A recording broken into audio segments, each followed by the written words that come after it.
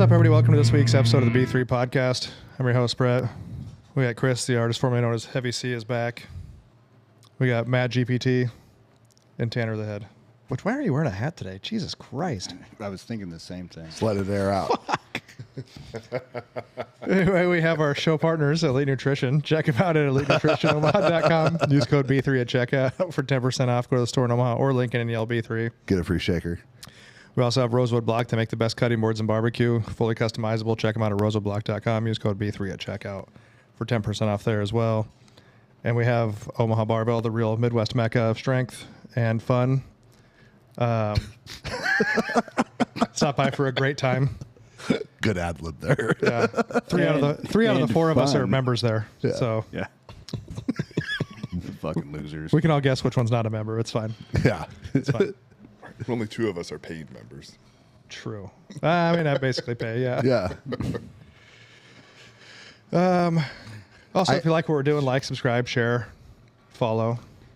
I had a lot of people who really liked the last podcast. I know Chris didn't listen to it, but Didn't. Jeff was good. the poker player. That was good, dude. You should listen to it. In that clip I put about him getting robbed, Yeah. that's got a decent amount of views on it already. Yeah. But yeah, I had even some of my clients who listen were like, that dude's That's like a mysterious kind of life. Part of it is like you think it's going to be this, like when you talk about private poker rooms, I think like James Bond, high roller tables kind of thing. and I always thought it was like way illegal. And then he's like, no, only if as long they as take a rake. cut.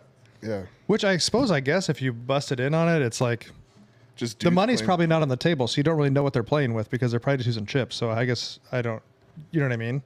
Well, and like he said, when they got busted, they were looking for other shit. They weren't looking for the poker game. Yeah. They were just making sure people weren't drinking or like minors and doing weird shit. Yeah. If it gets lavish enough, I'm sure the federal government wants their tax cut. And Oh yeah, they'll take care but of don't you think I bet it'd be hard because I think everybody probably pays to come in, so it'd probably be hard to prove whose cash is whose because they're probably just playing with chips. I suppose that's a good way to make it hard anyway to bust. Yep. Because you could be like, oh, we're just playing for We're just messing around. yeah. Doritos. Like I used to play with a buddy of mine in Harlan, and we just whoever lost had to buy dinner. Yeah. You know, we just were like, oh, you get like $500 in chips, and you just play because none of us had $500. So there was $20 buy-in for $1,000 in chips. yeah. It's like when somebody asks me how much the leg press weighs, I'm like empty, and I'm like, you can just put 1,000. It doesn't really matter. Yeah. It doesn't matter at all. Because if next week you do 1,020, you did more. Yep. Yeah. No, I had Drew Dober was in town this week for a little bit, and he was taking his nephew out to Colorado for the summer with him, and his mom lives out there or whatever. But I think it's an interesting topic because he was talking about he wanted to show his nephew that there's. I'm not saying this. There's other things in life you can achieve. He wants to show him what you can achieve in life, like by being determined to do things. And so I think that's an interesting topic because you see a lot of people who come from different circumstances and either make it out or they don't. And I think like when talking with Drew, I think that's like a massive choice that you make yourself. But I don't know what your guys' thoughts are on that. Like I know. Well, the crazy thing is, I feel like if you're good at something and driven enough, you can make money basically doing anything. But coming from, like maybe, a poor family or, and you see a lot of times like no one else in the family. It's like they're like, oh, I'm being held down. You know what I mean? But I think you have to make that choice to be better than that. I mean, I saw it with Drew. Obviously, Drew used to sleep in his car and train. You know what I mean? Like, Yeah, I mean the same opportunity exists for everyone. People have different starting points for sure. And there's nothing you can do about that, right? So everyone has a different jump off point, but the opportunity is there for everyone. Yeah. And I said, how long do you use it? I mean, Amber didn't come from like a phenomenal background of people. She had some good people in her life, but like she didn't have like a phenomenal, Right. I guess what you want to call like role model. But she obviously made the choice to like, I don't want to be here. I don't want to be at A. I want to be at Z. I think individuals who look at people who created things like people who created Starbucks, can't remember his name, but then you have like Bezos, the Walton family and stuff. And so people look at that, or Buffett, right? Buffett's one that comes up to like, oh, no one's going to do what Buffett did. Again, I'm like, true, but like Buffett also didn't have he didn't look back and say, I want to do what that person did. Like he created his own path, and that's where I think separates. If you look at like the top 1% of the top 1%, like they're doing things that haven't been done before, and you have to do that. You have to solve a problem that it maybe at the time is nominal. Like if you really want to be like that top tier. Yeah, but like, unfortunately, I think people see social media, they see Instagram, they see YouTube, they see these people making millions of dollars, and they all think that success is being a millionaire. When success, I mean, for most of us, is just being comfortable. Like, I wouldn't say any of us are rich, 100%. but we're comfortable. And I think that's what Brett's talking about, is like you have people like to go from poor or not have a great starting point, whatever whatever it is, to being comfortable is attainable for everybody. Yeah. Like that is, I mean, I don't even want to say it's a low bar. It's just an attainable bar for everybody. Because once again, you can be a plumber, you can be a computer scientist, you can be a physicist, you can be a garbage man, and you can make money. Well, and like you said, plumber, and that was, I think it's sometimes people like think of wealthy and success of being like in banking or business, and like, dude, those trades, plumbers and like electricians can make absorbent amounts of money. Like ridiculous amounts of money. And I think like some of those careers are like people like they look down on them like, oh, like that guy, he's just a plumber. Yeah, dude, plumbers can make a shitload of money. You're also paying him $150 an hour to come to your house. Yeah, but you know what I mean? But they're like, well, that guy's a banker. He's probably rich. That guy's a plumber. He's probably, and I'm like, no, that plumber dude is probably doing pretty fucking okay. So I know plumbers who make more than primary care doctors. Mm-hmm. Oh yeah, especially like you look at like the amount of side work they can do, especially like electricians and plumbers. Yeah. Yeah. Go ahead. Well, like I said, I think people feel like the only way to success is to be like completely loaded. Like, yeah, the success metric or the success standard is obnoxiously high. Yes, Like but it's too high. like that's the one thing I don't like. The younger generation, they're all looking for that, like how to be a millionaire. You know what I mean? Like And it's always a get rich quick scheme. It always is. And the thing is that I'm not to make this too political, but part of the problem is that, like, to your point, the 40, 50 years ago, a lot of wealth was in the middle class through manufacturing, through normal blue collar type jobs. We had manufacturing here. You had people who worked at plants, and you could have a good living, and you could buy a house, and you could have a car, and if your kid wanted to go to college or whatever, like, you could afford this stuff. Now, so much of our economy is shifted into stocks, some kind of stock, crypto, whatever, and property, right? Mm-hmm. So, like, the wealthy, like it's siphoning money out of the middle class. And I think that's part of what Trump is trying to do. With everyone freaks about tariffs. Well, just build shit here. We just have, like, make it to where being a plumber, or if you want to work at a manufacturing plant or whatever, and you can make a good living, make the middle class stronger, because we're not all going to be rich. Well, and I think, like Matt was saying, I've said it before, like the way Buffett got rich, it would be really hard for somebody to do it the exact same way Buffett did it again, just the way the stock market is now. You know, it's so much readily accessible. You know what I mean? But I think that stuff like constantly moves. You know what I mean? Like, we shipped, like, a lot of the companies went overseas because of tax purposes and manufacturing costs or whatever. A lot of people started making their money in, like you said, real estate and investing. Well, that kind of gets to a point where then everybody gets into that and it's figured out, well, when you have 100 people eating the same pie, not everybody gets very much. Right. So then it has to kind of start shifting back to the manufacturer or whatever it is. You know, you have to find that next thing that's going to start to make money again. Otherwise, you just sit here and, like, no one gets any, like, the wealth stops kind of. Well, like when the stock market was tanking a little bit, you know, a month or two ago, I was like, keep going. Just keep going down. Like, just hit the fucking floor. Well, it's been kind of hyperinflated for, like, a little while. It's all fake. Well, it's like that's you talk about fake crypto. It is. I mean, well, money's not real in general. Money's fake. Stock market's fake. If just some weird ass news story changes the stock market, it's not real, because the stock market is based on earnings, profits, projections. Like, it's based on hitting numbers. Like that's what business is based on, hitting numbers. It's not based on how you feel. Like you can feel really good, but if you can't pay your bills, your business goes under, right? So it's all kind of make believe. I like the tangible stuff that like you can't. If you're a plumber, I can't hire someone in India to do your job for you.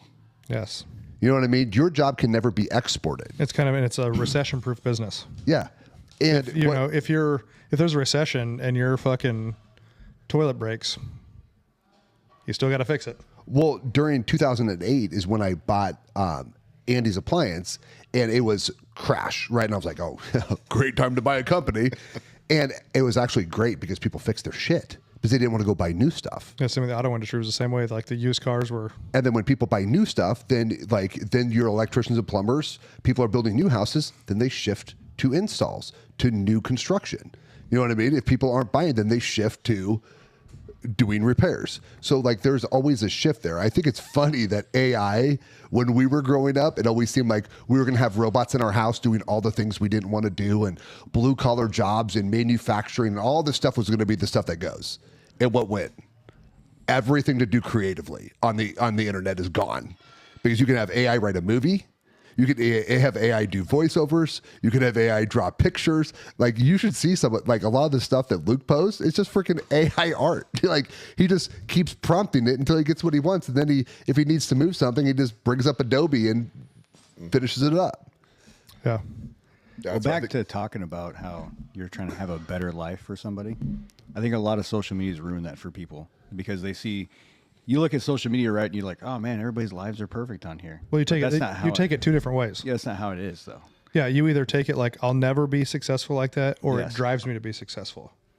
But you're comparing your daily. This is what I think. What Chris is saying is you're comparing your daily life. Oh yeah, Your daily average to like their best. to Yes. their highlight reel. to their wins. They're not showing their losses. Yeah. Right. I mean, how many times have you been like, been looking through, and then all of a sudden, like so and so is this happy marriage, and they always do things together, and their kids land, blah blah blah blah blah, and then like a profile picture changes, and the husband or the wife is out of it, And we're all investigating it. and then you hear like Bob and Susie are getting divorced. Yeah. Weird.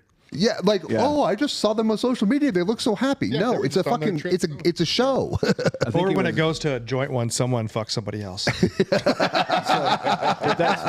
So if you want to be successful and you're like watching these guys on social media and stuff or whoever, when we were kids, if you're to be rich and successful, you're like, oh, you got to be a movie star. You got to be an athlete. Like you never thought about going into business. Like at least I didn't. I was like, if I want to be rich, I got to be an athlete or a movie star, right? And I never thought about owning a business because I didn't have anybody in my family that owned businesses because we were pretty poor.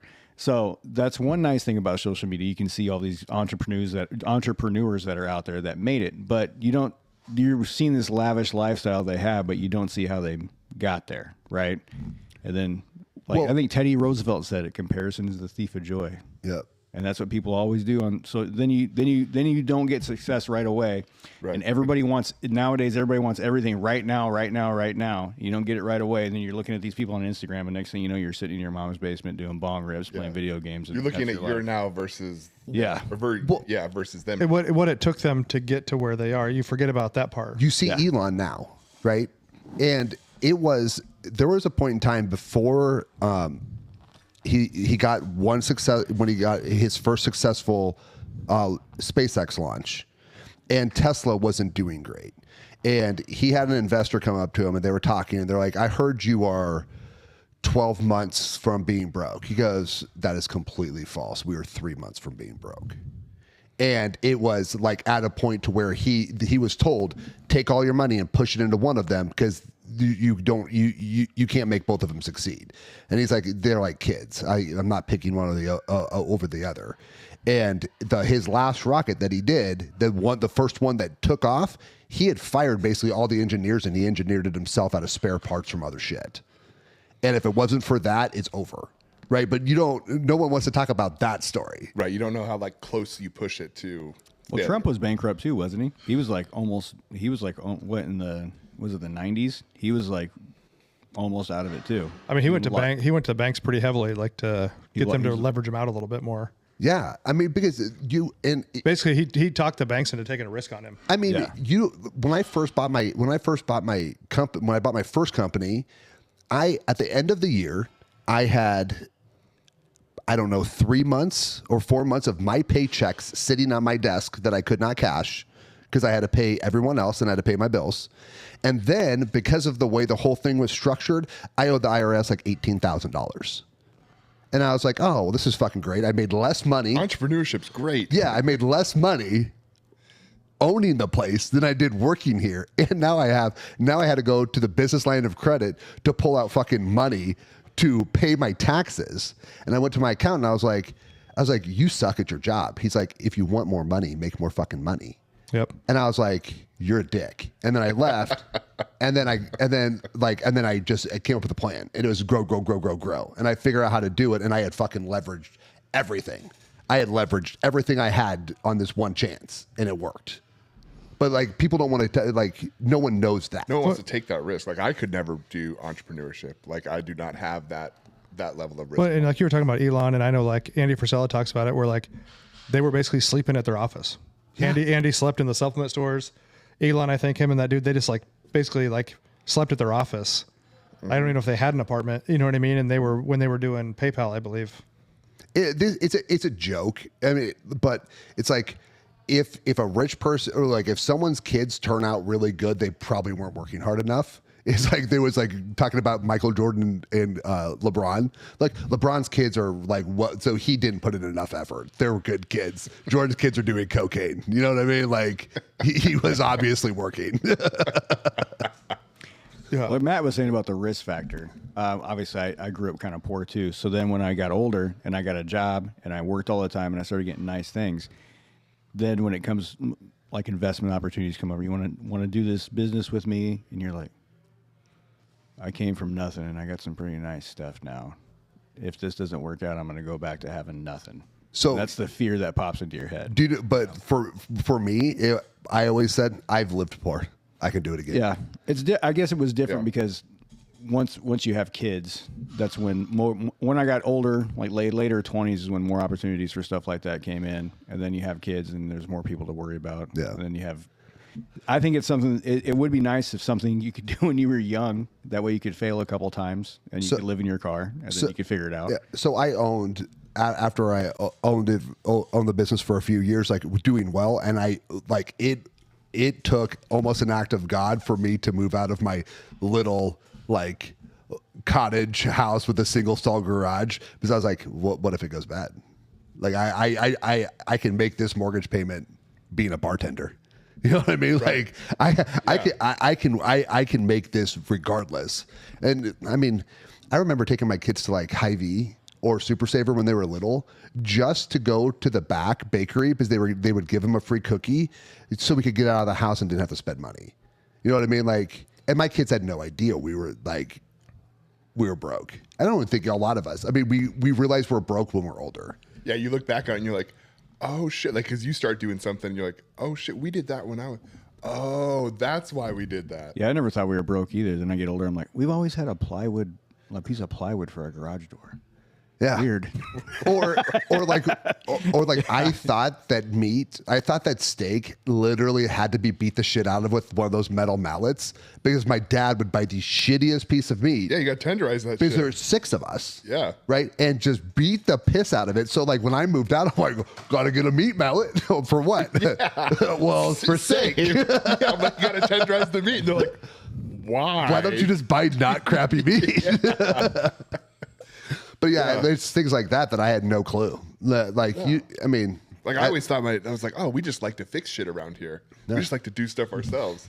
Nope, fucking shit's expensive. Well, my mom would go to the store, and so she would buy powdered milk, and then she would have buy 2 gallons of milk, and then she would come home, and we'd have 2 other gallons of milk in the fridge, and she would pour half of them in there, and then fill the rest up with powdered milk and water. I just thought it was normal. Like, I thought everyone did it. Like, I was like, yeah, but I mean, I think that goes to show, like, there's things you can do. Back to one of your original points about, like, what's your standard? Like, what's your standard of, like, a good life? If your standard of good life is what you see on Instagram, then you will almost guarantee to be disappointed. Well, like I said, I think you could take that 2 different ways. It depends on how you look at Instagram.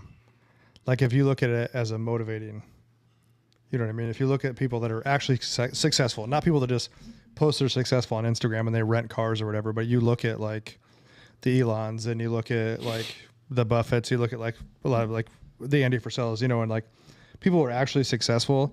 And if you look at that and that motivates you to want to be successful, you know what I mean? And understand that like what they did to get there. Though I think those people already have a successful mind frame, though. If you're able to look at that and say, I'm using this as motivation. Like you listen to Andy Frisella, you listen to Hermosi and all these guys, and you listen to them talk, and you're like, that's going to drive me. Like those people, I think, are already framed in a successful mindset. But I think a lot of success just comes because you work hard, right? You work hard and you have an idea or whatever, or you find a skill you're good at, right? I think it's just the working hard stuff gets you success. I don't think anyone's like, oh, I'm going to be, you know what I mean? Like, I just don't think it's something. I don't think it's something. I think you have it's to have a something. goal. Yeah, The but I think it's definition of success is different for everybody. Like successful could be just having a full-time job for some people. Sometimes instead of a goal, it's just getting to the next day. Like I'm always going to get to the next day. You know what I mean? Like it's just like willing to grind and work hard and not knowing what's at the end. Like Well, you know, I agree with that, but I think you also have to have an idea of where you want to go. You're not just going to drive until you run out of gas. You know what I mean? You have to have an idea. You have to have a goal of where you're trying to go. Like you didn't buy like into the supplement shop because you're like, you know what? I just want to go fucking hang out at a supplement store all day, and I don't really care if if it grows. right, but I mean, like we've had rough times to where like, I mean, like getting started and stuff. It was like rough. Oh no, I know. You know, but it wasn't like I didn't know, but I don't know what the end point is. I just know that to get to tomorrow, I better work my ass off today. Right? To get to next year, I better work good. I better work hard now. Yeah, but you still have goals of what you're trying to do in that time. You're not Yeah. like I just show up to work and Right. Like I'm just a painter. I just show up and fucking paint walls every day. okay. Like, I want to do more bids because I want to get more. You still have a goal in mind for your company. Yes. Okay. But let me just frame this back to like diet, nutrition, and exercise. Okay. When I started lifting, I didn't know what I wanted. I just knew I was fat. And I didn't But you wanted to lose weight. Right, but I didn't. But like my goals have forever changed. It was just getting to the next step. So when I have nutrition clients, and there will be some clients who can eat a cookie and move on with their life. Right, ate a cookie, didn't ruin my day. Other people, I ate a cookie, I fucked up today, so I'm done, and they'll fuck up the rest of the day. Well, I fucked up Tuesday, so Wednesday shit. Right, like That's the right way to approach it too. So I'm just saying that sometimes it's just the willingness to grind. The willingness to grind without Well, I think you have to have the knowing. willingness to put in the work to reach the small goals with the big goal as the end game. Yeah. Sometimes I didn't even know what my goal was. I agree with the grinding without knowing, but think about it this way. Like if someone said, hey, go out, we're going to go to the track here and I want you to sprint. You're like, okay, how far? And they said, I'll tell you later. How fast are you going to run? You're not going 100%. Exactly, because you don't know how far you're going. So, But I guess my point is that if you're You're just talking like daily survival, yeah. but still in the back of your mind, you still have a goal. but if someone was going to say sprint 50 yards and you get the fastest time possible, you're going to give it all you got. But if there was no end in sight, like if you didn't have like a Okay, so if I had to your thing though is that sometimes you don't know. Yeah. So you just start running and it's just your willingness not to stop. It's not how fast you were going. but that's Right, the it's point. just- It depends on the goal. Yeah, right? it's just your willingness not to stop. Yeah, but not everybody's Forrest Gump. You're not trying to run the whole U.S. Sprint, But I think not that sprint. translates well to other people because some people aren't going to do that. Like some people are like, oh, fuck, I don't know how far I'm going. Exactly. Nah, I'm good. I'm just going to walk it. But if you're like, you got to get to that some people point it's as fast as you I'm can. just going to run as hard as I can until I pass out. And then when I wake back up, I'm going to run again until I pass out. Some people might have that mindset that will do that, right? But a lot of people probably don't. No. So they I need mean- to have a goal oriented without just. And that's where you doing have like workers and you have leaders. Yeah. I think you have the workers who are the guys who are like, they have no interest in like owning the business, but they just want to work hard and fucking earn their paycheck and, be known as a good employee. You know what I mean? But I think if you want to like, if we're talking like that upper level of trying to be more successful, I think you have to have both. Like you do it in the beginning, but you have to know where you're going. Because you're not just showing up to work every day just because you think it's neat. I mean, you love your job. You got to love your job. Like if you're going to own something, you're not going to love it every day. But you're not like, you know what? I just go to the store and fucking hang out because it's cool. No, you're trying to fucking make money. Yes, but I think we're kind of saying the same thing, but I just Because my next part of this, because I think as you become more successful or you make more money, no matter what you're doing, whether you own a business or you have a regular job, but you've worked your way up in a job, I think your goals change. Like it might be like when you first started like Andy's or you bought Elite, like you wanted to make Cash a money paycheck. and grow the business, be able to pay for yourself, take care of your family. But I think later on, like you get to the point you want like your friends and your customers, like at least this is the way like I kind of feel now. If it's I've just like through different podcasts I've listened to, but it's kind of changed I want the people around me to have cool experiences. You know what I mean? Like I want anybody that comes here, like when we first opened this, I got to go to Elite and train before we ever opened this place. I was like, this place is so fucking cool because of like its atmosphere and what it has. I want people to be able to experience that same atmosphere here. Yeah. And not have to go to like Columbus, Ohio, which you're not like Dave's not just going to let you come in there and work out. I think you both are kind of getting at it. It's like you have to have your why. Like, why are you doing that? But I think that why changes along the way. It can evolve for sure, but you 'Cause I have think, to you know, have you have to have a why. Like you're talking now. about like success things, you know, like even along the way, like when you start making some money, you know what I mean? Like as a business owner, even like it can be little things. Like my thing, like there was like things I thought were super cool when I was younger that I was like, when I make some money, like I want to get one of these. You know what I mean? It doesn't have to be anything big. Like one of the first things I bought like a Desert Eagle. No, but when you were younger, what do you think that was cool that you Like I thought a Desert Eagle because I like when I watched RoboCop. Yeah, like when I like watching RoboCop and you see him pull that gun out of his leg and it looked like Desert a Desert Eagles are still cool. Well, yeah, but you're like, that would be so cool to be able to have one of those someday. But it's not like something that's like millions of dollars. You know what I mean? Like, Yeah. I mean, I think we all, whenever we're younger, we have to start making money. We all buy like nicer clothes, Yeah. or someone buys it, or you buy a chain. You know, like I never had a chain. Yep. I had one of those. yeah. I mean, am I the only one that had a gold chain? Oh, I never bought a there's gold probably chain, other dude. reasons why you had a gold chain. Probably. Yeah.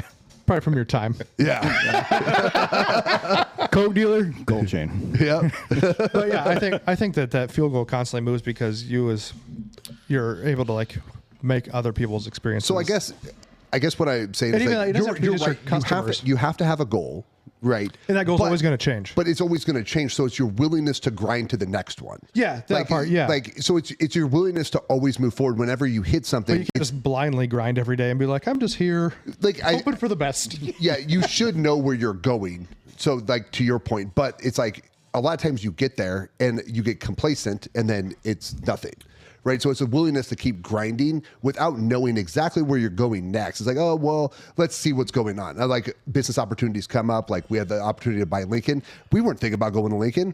It wasn't on the, it just wasn't, it wasn't out there. We were fine with what we were doing, but it's an opportunity and it's blown up, right? So it's just a willingness. But your goal is to make your Omaha store successful, and then it was successful enough that you were able to buy. Right, but we had to keep focusing on making it successful without knowing what was next yet. Yeah. Right. Like I don't know what's next yet, but I know that if I stand still, I won't have it. Because everyone, to Matt's point, everyone has opportunities. We all have opportunities. It's just whether you took it or not. We all had the chance to buy Bitcoin for $1.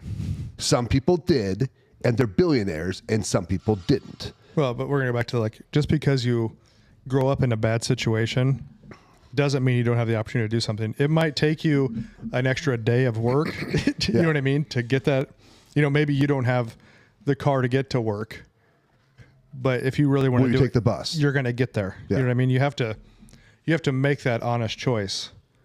Like I said, like Amber grew up in like a trailer with a hose on the roof for an air conditioner to cool the metal down.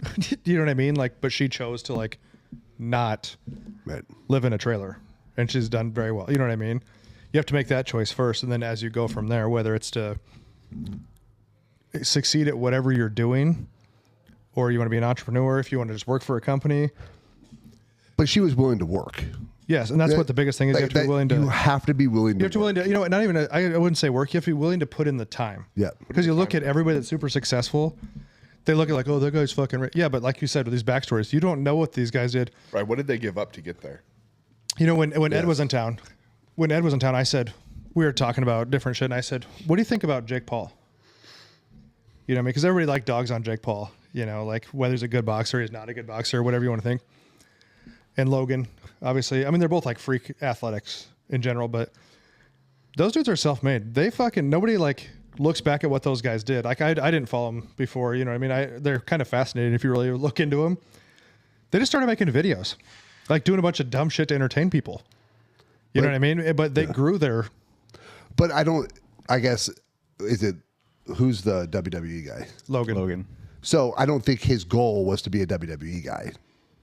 No, he's actually really good at it though. I know, but I don't think Right, yeah. I don't think that was his goal. No, it was I just think kind of the next step for him. It was just like, it was something that came up. Like they're willing to work. I mean, they put in time Yeah, on the and video. that's where I was going with that. Is people want to dog him like these guys just fucking. They're on YouTube. Yeah, dude, they've been on YouTube for like before YouTube was cool. like Before you could YouTube. monetize it. Yeah. And I mean they've taken that like go back to Logan again. I don't think he thought when him and that dude bought Prime it was going to do like billions of dollars in sales every year. Yeah. You know, so but that willingness to work. I don't even know why he does WWE because he doesn't have to. I think he just like love. I think those dudes. I think those dudes love a challenge all the time. I used to hate on him. does. I used to hate on him all the time too. And I watched that little documentary, and I was like, man. And you know, and they're I kinda self-made. I kind of like All that. right. He's not that bad. And that's why, like me and Ed were talking. They're self-made. Nobody fucking gave them anything to get started. yeah. And he had to work hard to become an elite. I mean, let's be honest. He is a pretty elite boxer. He's probably not the best boxer, but he's good enough to get in there and fight guys that were champs in their respective fields, right? So, And I mean, Logan, like, if you have Max, watch Paul American. Their like series they have. It's pretty cool. It's pretty entertaining. But like the stuff he does in like the WWE is fucking crazy. Like some of the like acrobatics and stuff he does is super athletic. So Thomas still loves WWE. So like it'll be on and I'll like look at it. I'm like, I find it hilarious that you have like people our age sitting in the front row holding up signs and freaking doing chants and shit. But I'm like, yeah, well, more. But yeah, like he's like at the top of the WWE. He's not like, is he like a title or is he? He won. He had some kind of. And one thing with him was like on that show, they're showing him practice a move for like. I think he went to SummerSlam. It was right. It was the last thing he was going to do before they had their baby. And he does this thing. He's in the ring. He uses the rope to hop up, spins in air, lands on the top rope, and does a backflip off of the rope. This guy's already worth like, I think like 150 million or something like that. He doesn't have to do like some crazy shit. He could just do like the whole like, hey, I'm a celebrity wrestler. I do like some few basic moves. But he's like, I want to do like the craziest shit anybody's seen. He could have been paralyzed. He could have landed that wrong. And I'm like, dude, you're already worth a ton of money. But those dudes just love to entertain people. Yep. Right, but they have a different why. There's a cool podcast called Founders where the guy just reads biographies and then summarizes them. And so if you get a chance, like he does one on the Walton family, he does Musk, he does like they're really cool. And he has a couple where he summarizes it. And of all the big people out there, like none of them were successful because they wanted to be rich. Like there's a different why, there's a different drive behind them. And that's what that drives them to solve a problem. Whether you want to or entertain do people something. or like solve a problem. Yeah, like you're finding their why. Like, you know, Money can't be it. Yeah, if money's it, like you're gonna fail because like there's umpteen million ways to make money and stuff. So like if you look at Apple, like one of Apple's core values, I'm gonna get this probably a little bit wrong, but it was essentially that they want to be Kleenex, right? Like no one says like hand me a facial tissue, they say hand me a Kleenex, right? Yeah, even if it's not if it's a Kleenex, roll right? of toilet paper. Yeah, so Apple, like that's one of Apple's goals is to be like, oh, hand me my Apple, and it's like, oh, that's your phone or my iPhone or whatever. You assume everyone has an iPhone unless they're poor. Or every time you see a tablet, it's an iPad, right? Yeah, give me the iPad. I don't know why you always say that, but the Samsung phones cost just as much as iPhones. Just you don't have one anymore. You don't have to I defend don't it. have one anymore, but it's, when you I- always say that. Every time I'm in a But group that's like chat and I their get a drive. green message, I was like, oh god, they're poor. What was that meme? And it's like some chick like messages some dude on a dating app and it comes back green and she's like, oh, never mind. you're Didn't poor. Mike switch to a Samsung? Is he the one who has a Samsung now? Yeah, The other group? he's poor. Actually, he's not, but still, it's Mike.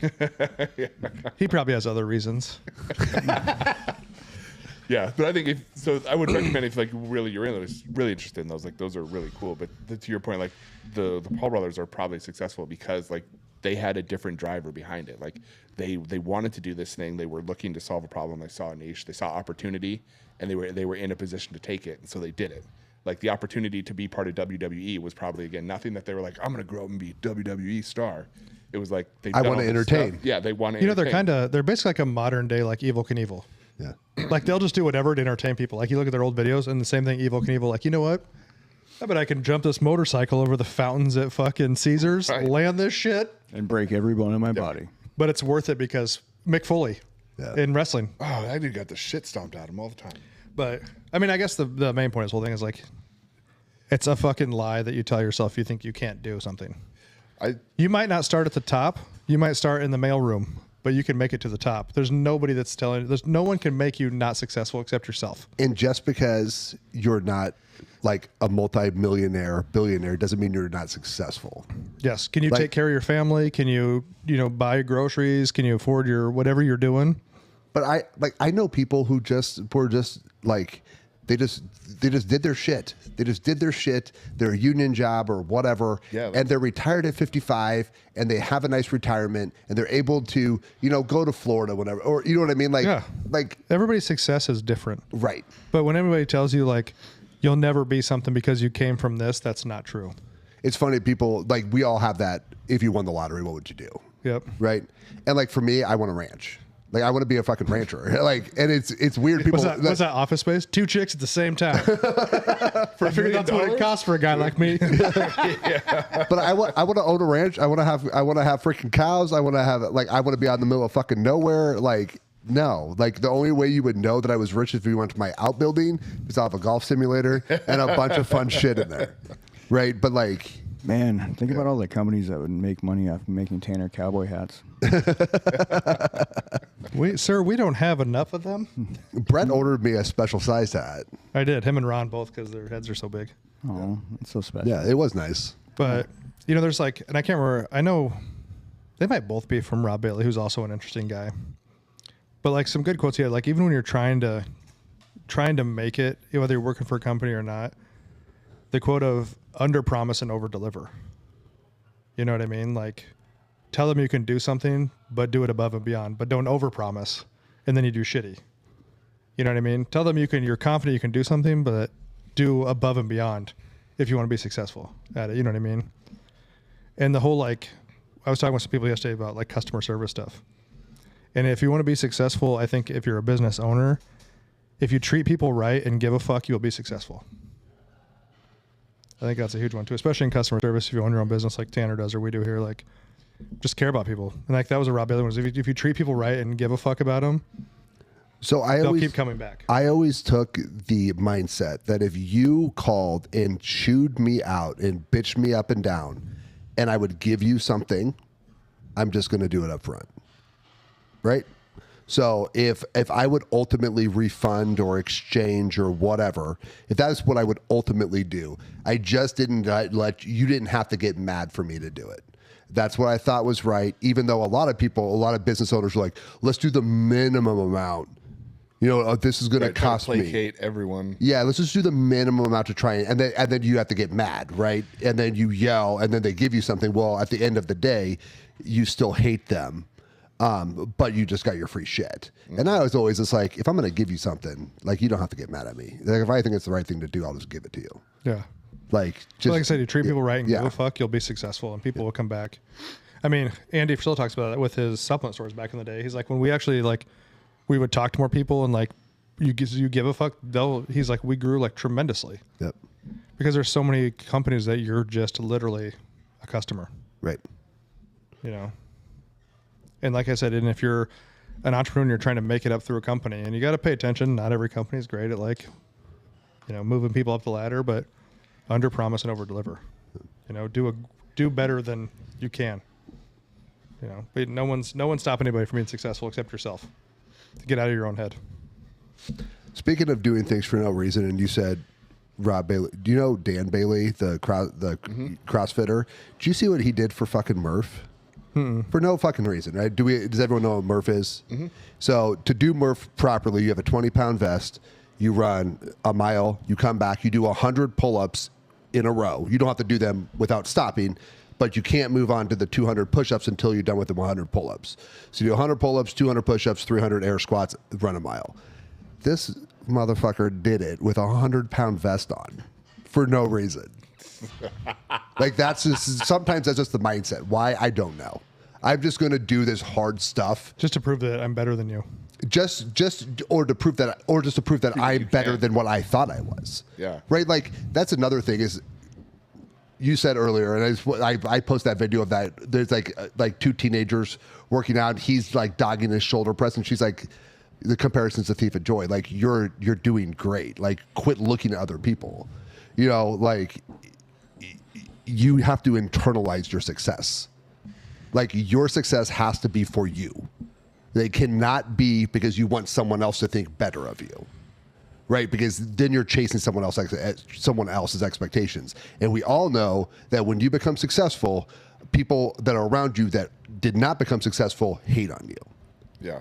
Yeah, speaking, we're talking about Rob Bailey, and he has a story about he's going somewhere, and he had like a nice, like, I don't know if he's driving a Raptor, like a dually truck, and he parks somewhere, and some dude's like, oh, sweet truck, must be nice. And he was like, yeah, it was super fucking nice, working like fucking 17-hour days and doing all this until I grew my company enough that I could afford this. Yeah, it was super nice. Yeah, tell me about it again. Yeah. So like just your success has to be for you. Yep. It can't be for the internet. It can't be for to show your high school teacher that you're not a loser, or that kid who used to pick. Like it can't be for that. It just has to be for you. For you and what you want to do with it. Yep. Yeah. So, hey, you guys got anything else? Super talkative today, Chris. Thanks for showing up. I actually contributed a lot to him. And then you took it from him. He said comparison was a thief of joy, and you took it from him. Teddy Roosevelt. That's a Teddy Roosevelt quote. Did he say that, Yeah, or it's did fine, Matt but say you took that? it from- no, he Sorry, did. It's Chris fine. said that. Matt didn't say that. God. Matt wasn't on ChatGPT, so he wouldn't have found it. I should have known that. Yeah, I only know stuff that I ask it. It guides all of my thoughts now. It is funny when Matt picks up his phone. We all look at him like, okay, what are we being fact checked on? And, hey, we know you're a mathlete. Don't put yourself down. He's a mathlete. Yeah. The GPT thing does go back to the original Oh shit. conversation, right? About like, but you got to work hard and you have to do this stuff. And the next 5-10 years, I think maybe even sooner, AI is going to come in and change everything. So all these people that have jobs, like you mentioned, some of the white collar jobs, like anything that you can build a logic tree around, a sufficiently smart AI can do instead of a human. And so it's going to replace a lot of jobs. And so there's going to be a lot of people. Well, I've said if you're a content writer, or you're a graphic designer, or any of these, if I was you, I would be working to step up my game and be the best there is, because ChatGPT is going to change the game of a lot of that. But like, it's You still need some of those people, but you want to be the top end. Don't be the fucking bottom end guy, But because now ChatGPT is going to replace people are going to be forced to look other ways to be productive. Like, how else can I contribute? What else can I Hopefully do? manufacturing comes back. I mean, manufacturing can come back, but you look at like coders, right? So, I mean, there's a number of coding companies out there that aren't hiring humans anymore. They have all the humans that they want. They can get 50 to 60% of the base coding done with AI, and they just need some people to polish it off. So Well, I think the same thing with graphic designers. You got to have those few Yeah. people that can polish the images and do whatever they're going to do. the thing about humans is that we're super, super resilient. Just think about Right. like if you choose to be. just as humanity, we're Well, the we most. are, yeah. yeah, but some We- people just choose not to be. Yeah, it's individuals. You're either but, resilient or you're a victim. but humanity is resilient. Yes. When the car came in, they thought it was going to put all the horse people out. Mm-hmm. Right? What are the horse people going to do? And then it's always been the thing. It also that- changed the whores. Yeah. Yeah, it was different then. They had But the next thing I think for AI that's going to open up a whole nother model for programmers is the learning models. Right. So the learning models. So like if you can, do you guys know what I mean by a learning model? So basically, I do. Okay. So what it is that like ChatGPT has a whole learning thing behind it to learn how to interface with you. So you have some of the programs, the learnings. To program, write algorithms, base. figure out like how much to pull from Google, how much to pull from WebMD, how much to pull from these different sources, which ones are right, which ones are wrong. How, if you want a little bit more conspiracy in your response, how to pull up a whole bunch of different websites. Because if they just use the whole internet, the GPU, CPU power is too much. Right, so they have to learn how to like narrow the focus and still give you a good response. The next thing I believe is going to be like taking this learning model for like individual businesses, like come into my like a supplement store, like take a learning model on, okay, this person's doing this, and how do I just have them answer a few questions, or put them on a scanner, or throw blood work in, or whatever, and have them, boom, this is what you need. Or at the gym, how do we like take a picture of somebody, have them go around, have them do some motions or put in numbers for their squat, bench, or deadlift or whatever. And then how do you like, okay, this is what we need. Like, give me your blood work, give me your diet or whatever.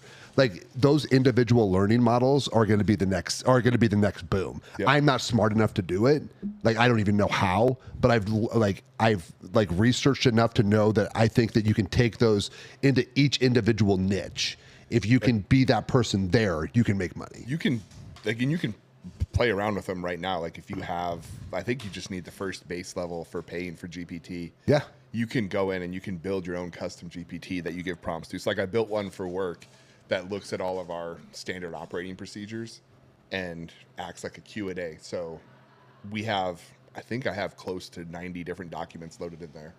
And you teach it to be like, hey, how do I do this? And it looks through those documents. It sees like, oh, this says this and this says that.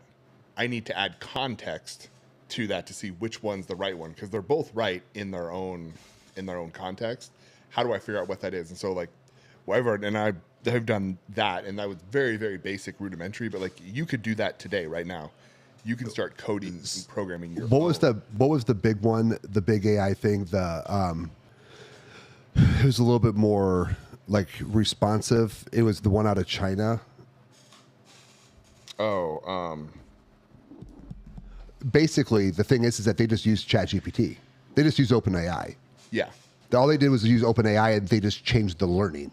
It's just the learning. So you have all kinds of things, but then you have this like learning model that other people can get into and just take all the hard work and data and a data center and everything else and just learn how to make it efficient. You can starting to use AI to train AI. But I think where we're going though is like the AI is going to be replacing people. So, but you know what it won't replace?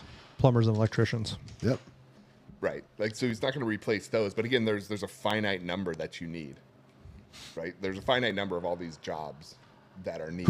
We need more plumbers right and now. electricians. I mean, we do need more, but there's going to be a finite job, right? But there's new things that are going to open up that are going to seem weird or that we haven't thought about, and that's the place where people need to have an open mind for that opportunity to come along.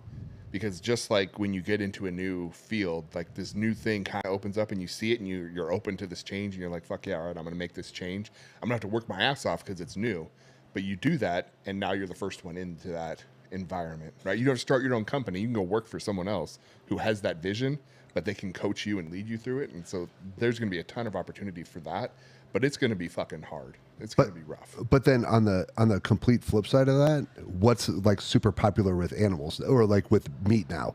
Local, right? Mm-hmm. Buying your own cow, buying chickens. Well, I think a lot of it's D&D beef. Like I've heard, like Amber was talking about, a lot of places want to get rid of the self-checkouts. Which was the same thing we all thought a long time ago. The theft is too high, but also I think, and it goes back to, I think a lot of people like to talk to people again. The theft is too high, but the cameras now will pick up when you underscan. Mm-hmm. So that's AI that's coming into it right there. But I just think that even though we have all this technology moving this way, we have another divergent path that is sending people back to like rudimentary, like they want to have their own chickens or they want to buy farm it. You know what I mean? Like every but time people want to go back to human contact also. Right. They want to go back to being human. So while you have this whole new thing opening up, you have this other thing reopening. Right. If that's true, then people need to refuse to conform to self-checkout. Well, yeah, we very rarely will use it. But then also you even see like how many more ads do you see now than you ever did before of like, put down your devices and just spend time. You know what I mean? Like, right. Well, I think that's more of like a social thing. But from a business standpoint, again, if I can have fewer checkout people, I can capitalize on AI to use cameras to see, hey, maybe I can see what's in your cart and I can match that up to what you've scanned. So now my theft goes down, and I don't Sam's does it already. Person. Right. Like their innovation is going to be. That's the only way to keep costs under control. You have to innovate. You have to find these ways to reduce that cost. and stuff. So I think from that aspect, you'll go way towards people. Like I would imagine. I mean, have you guys used any of the chat features for any of like the help desks? Like, Yeah, I used some one of the them other are day terrible. before. Some of them are terrible, right? But like American Airlines has a really good AI. So I spent 80% of this conversation talking with AI, got pretty much everything sorted out, but a human had to come in and just verify it. And so I talked to their AI, like went through all these different things, all these different iterations. It was super helpful. Then some human hopped on, looked at it and was like, all right, cool. Yeah. So this is just what you want to do to confirm. And I'm like, yep. And like, tick, tick, tick. All right, cool. Why didn't you just have your chat GPT talk with To their chat to be their there. Have you seen them when they have them? Like they have the different AIs talk to each other, and eventually they just Go in start, loop. Yeah, they go start talking in like beeps, right? So they just complete because like the only reason they use Language is words for us. is for us. So they just started talking computer to each other, and they mapped it out to what it would have been for like a human conversation. It would have been like a 2-hour conversation that they nailed down in like under 30 seconds.